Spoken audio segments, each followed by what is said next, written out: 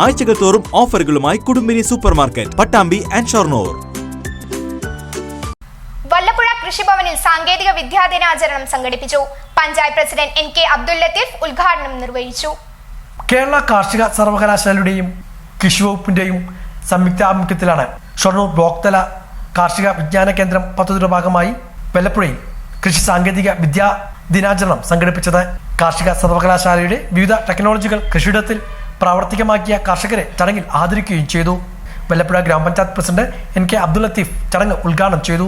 ഷൊർണൂർ കൃഷി assistant director Sineesh MS അധ്യക്ഷനായിരുന്നു. കാർഷിക സർവകലാശാല assistant professor AP Aswathi, Vallappuzha ഗ്രാമപഞ്ചായത്ത് അംഗം ഹരിഗോവിന്ദൻ, കൃഷി ഓഫീസർ UV ദീപ തുടങ്ങിയവരും പങ്കെടുത്ത് സംസാരിച്ചു. സാങ്കേതിക വിദ്യ ഉപയോഗിച്ച കൃഷി ചെയ്ത കർഷകരെ ചടങ്ങിൽ ആദരിക്കുകയും ചെയ്തു.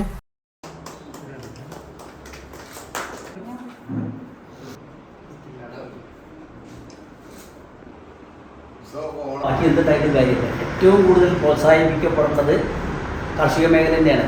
കാരണം ഭക്ഷണം ഉണ്ടെങ്കിലല്ലേ നമുക്ക് ബാക്കി എന്തുണ്ടാവുള്ളൂ. അതും മാത്രമല്ല, അത് ജൈവ വൈവിധ്യമായിട്ടുള്ളൊരു കൃഷി രീതിയിലൂടെ പോകുവച്ചാൽ ഇന്നത്തെ കാലഘട്ടത്തിൽ ഏറ്റവും കൂടുതൽ പോയ്സൺ ഇതെല്ലാം വരുന്നത് ഭക്ഷണത്തിലൂടെയാണ് എല്ലാ സുഖങ്ങളും വരുന്നത്.